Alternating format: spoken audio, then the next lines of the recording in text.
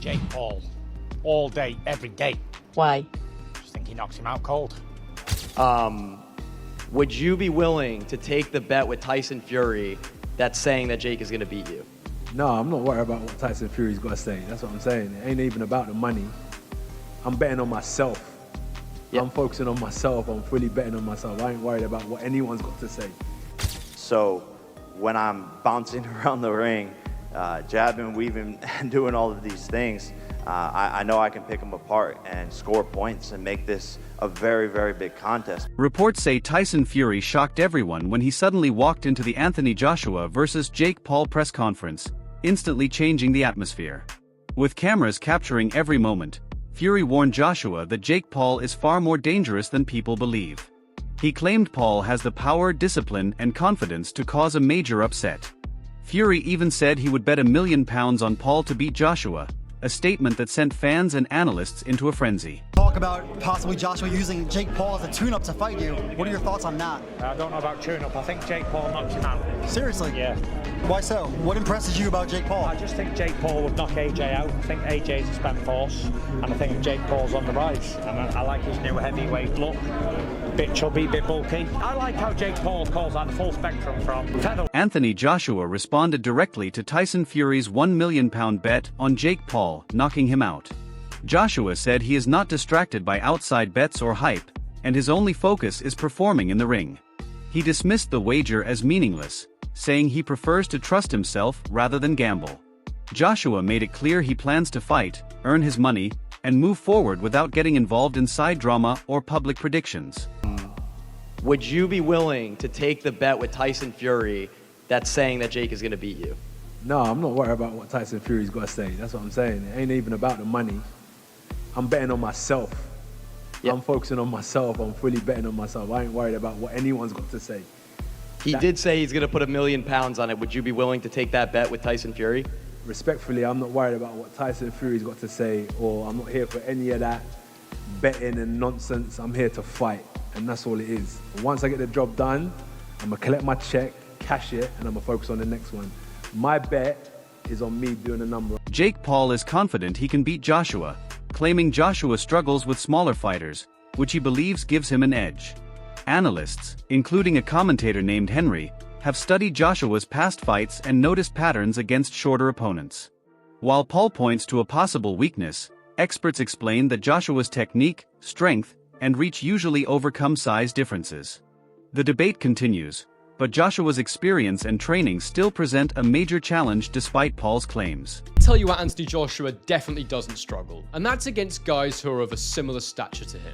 When he won his first world title against Charles Martin, he was a taller heavyweight, not taller than AJ necessarily, but a heavyweight of taller stature, and he got that one with a very simple knockout. It was one of the easiest fights of Anthony Joshua's career. He had a war against Vladimir Klitschko, but again, he was highly competitive and eventually managed to get Klitschko out of there. In the Kubrat Pulev fight, while it was a mixed performance, he did end up producing one of his best knockouts. Similarly against Robert Helenius, whilst AJ probably didn't put in one of his best performances again, it ended in another dramatic knockout. He was punch perfect against Otto Wallin, in my opinion, and he had that absolutely devastating knockout win against Francis Ngannou, who, of course, an absolutely enormous man with a fantastic chin, or so it seemed until Anthony Joshua got his hands on him. Even earlier on in his career against the likes of White, Brazil, and Molina, these were all taller heavyweights who AJ dealt with consummate ease. Of course, most recently he had that loss against Daniel Dubois, but we can't say that Daniel Dubois is a... Jake presents himself as a fearless challenger ready to face anyone.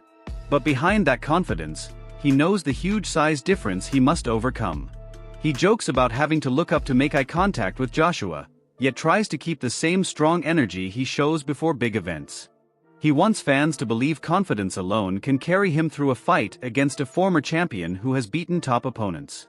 Jake frames the moment as a lesson for young fighters, saying stepping up shows courage and ambition. You, Anthony Joshua, how we doing? Dude, never been better. This is what I dreamed of. This is what I manifested into reality.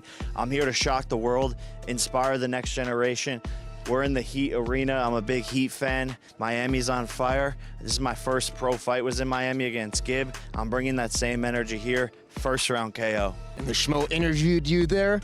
When you fought Gib, it was on Fight TV. We've been with you along the way. Not very many times you're looking up at a face-off. So what did you make of looking up for one of the very first times at a face-off right here? Just looking up at Daddy there and just seeing, you know, how big he is, and just my eyes were kind of going into his nipples and stuff, which I kind of liked. And then basically I was just like, whoa, he's big in that. And then, yeah, I can't believe how tall he is.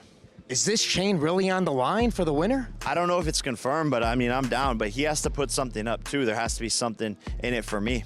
You say this is the biggest upset that's going to be in boxing history, right up there with 42-1 with Buster Douglas. Yep. What is the headline going to be when you knock this guy out and he's laying on the canvas?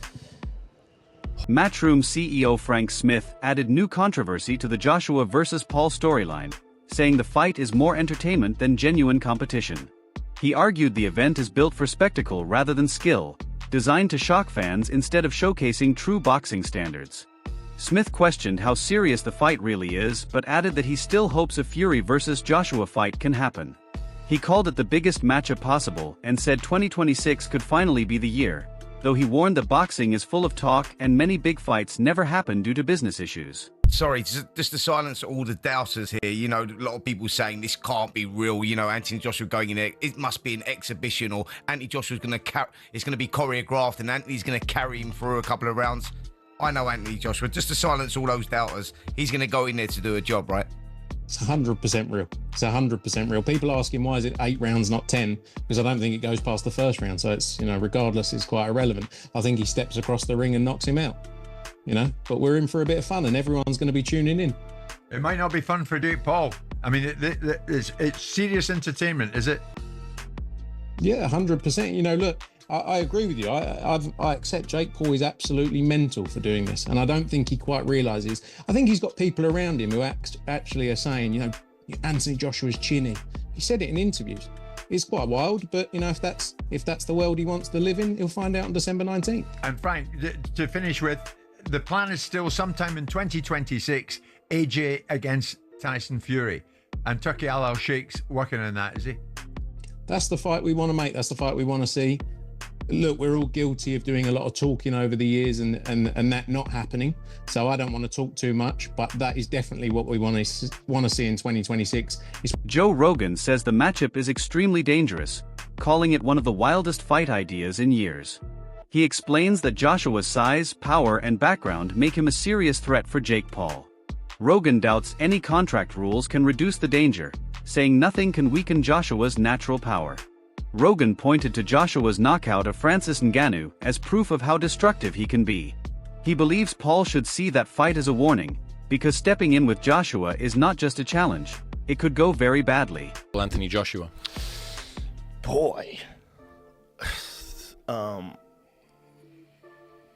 Well, realistically, it's one of the craziest propositions of all time.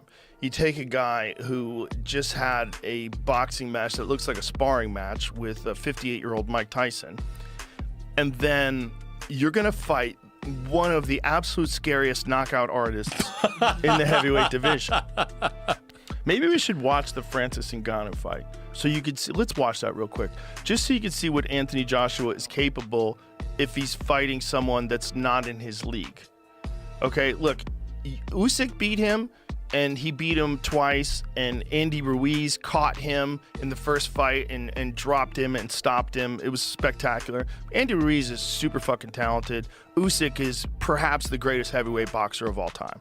Maybe one of the greatest of all time in any weight class. Usyk, you know, and Usyk beat him, and he beat him twice. But Francis Ngannou is coming off of this fight with, like, go a little bit before that so we can see this happen. Watch this. So he drops him with a right hand early, and this is like 2 minutes into the first round, and Francis gets up, he survives, and then Joshua, check out this combination he hits him with. I mean, dude, the speed that he hits him with this, he's so dangerous, man. It's like you're dealing with a guy who's an Olympic gold medalist, and he's enormous, and he's got vicious knockout power, and he's got immense amount of experience at world-class levels.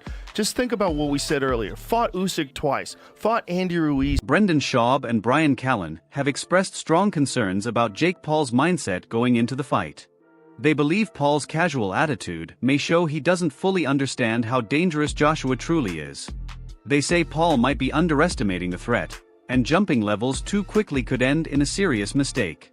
While some praise Paul for having courage, Schaub and Callen think this fight requires more respect and discipline. They fear Paul is overlooking the risk, even as some analysts argue he might have a real chance at landing a knockout punch. Sparring, getting hit, that you just know. You're talking about Olympic gold medalist. I don't think people understand how good Anthony Joshua is. They see him against Usyk or they see him against, Ruiz, and they're like, oh, he lost. And they think somehow that because he's nice, that he's not an absolute killer. I don't think everyone knows that. A lot of people are like, You're hanging out with the wrong people then. I mean, 6'6", 245. Let me just say this. It's a different ecosystem. Look, Jake's a thick kid. 227 is a lot. It's heavy. He's big. He's athletic. But this is different. You're not Usyk. You ain't Usyk. Jesus. You're talking about a very different athlete. Do you want me to go now? Please. With all your rambling here? Please. Dude, first of all, before I go in on the cojones on Jake Paul, you have got to... That's what I said. Whatever the fuck your criticism of the guy is, whatever... The cojones, the huevos on this fucking kid... I agree. To step in there with fucking Anthony Joshua is insane. He deserves all the money. With 14 ounce and what he's doing is flipping boxing on its fucking head.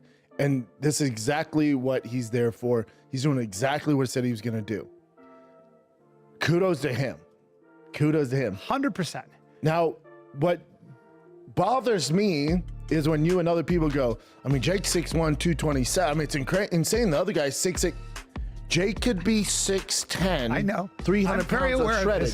What you guys are missing the mark on is Anthony Joshua is a gold medal winner in the Olympics. High level professional. High level. No, hold on. World champion. So I don't like it when we're talking like, dude, he's it's not a physical thing, bigger. It's a skill thing. So I'll say this, and I'm not saying it's a fake fight, it's rigged, especially because you got Eddie Hearn involved, and they're using 10-ounce gloves, 10 ounce which is a big deal, and it's 8 3-minute rounds. 10-ounce gloves. It's terrifying. That's what you do in professional boxing, heavyweight boxing, which those do nothing, by the way. They do nothing. What you guys need to understand is, if this fight's not fixed, no one's taking a fall, cut all that narrative out. But I will tell you this. If Anthony Joshua decides to take this as serious as... Former world champion and trainer Buddy McGirt is one of the few voices saying the fight might be closer than people expect. He believes Paul's size, reach, and power have grown enough to make the matchup surprisingly competitive. McGirt says heavyweight boxing is unpredictable and one clean shot can change everything, giving Paul a chance if he finds the right moment. While Joshua is still the clear favorite based on history and skill, McGirt highlights Paul's improvement, commitment, and confidence as reasons the fight shouldn't be dismissed as one-sided. Paul is going to win this fight by knockout. You would think I'm absolutely crazy, right? But the thing is, it can happen. 10-ounce gloves, heavyweight, Jake Paul can punch hard. But do I think that's going to happen? Absolutely not, mate. Anthony Joshua is an absolute beast, an unbelievable, highly skilled, highly trained, highly experienced professional boxer with power in both hands, and he's really good at finishing people off. And even though I really take my hat off for Jake Paul for taking this fight, I didn't really want to take it because of what's going to happen in the result of this fight, and I want to keep on this Jake Paul train. I think he's doing great, and I love his ambition. I love that he's trying to become a world champion and following his dreams and believing in himself, but at a certain point, you bite off more than you can chew. And this right here, The fight has gained major attention, and treating it as a full professional bout brings big responsibilities. Joshua has suggested he may not throw every punch at full force, aiming to avoid putting Paul in serious danger. This approach shows Joshua understands the safety concerns while still competing at a high level. By controlling his power, he keeps the fight real but avoids unnecessary risk. This balance shows respect for Paul and the sport, proving that competition and safety can go together in a high-profile event. The fight itself, all we know is that we're being told from those people that this is a fully professional boxing contest. I'd like to see the small print, to be totally honest with you, but that's what we're being told. We're being told that it's going to be 8 3-minute rounds. We're being told that they're going to use 10-ounce gloves, which are far too fucking small for Anthony Joshua to hit you in the face with when you're there. Listen, Jake's a good novice. Jake's a good novice. Oh, yeah. And if he wanted to have a legitimate career in boxing, then he would climb the domestic rankings in America, and he might even make top 50. He might make top 50 if you pick him right, great. But if you put him in with meritocracy and put him in rankings and actually make him fight the number 49 guy in America or try and climb up, he's going to get found out because he's a nutter novice. Now I speak from experience here. I did an exhibition bout with Shane Neary, a former world champion, and I was fucking 2 or 3 stone bigger than him. I was 5 inches bigger than him, very similar to AJ and Jake Paul.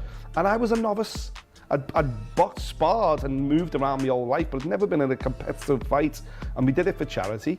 And we did 3 rounds. And at the end of it, I realised, and I knew it going in, that Shane Neary controlled pretty much every second of those 3 minutes. Pretty much every second he controlled. He put the pressure on me in 1 round, he hit me with the body shot in the 2nd round, and he caught everything I threw at him in the 3rd round when he said, go on, try and knock me out. Caught everything.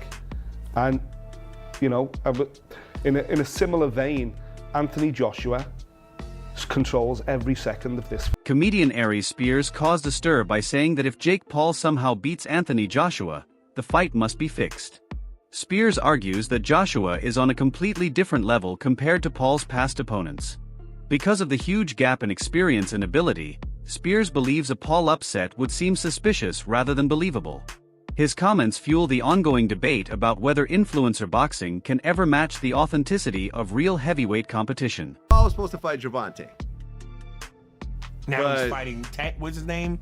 Anthony Joshua. Andrew Joshua, yeah. Anthony Joshua.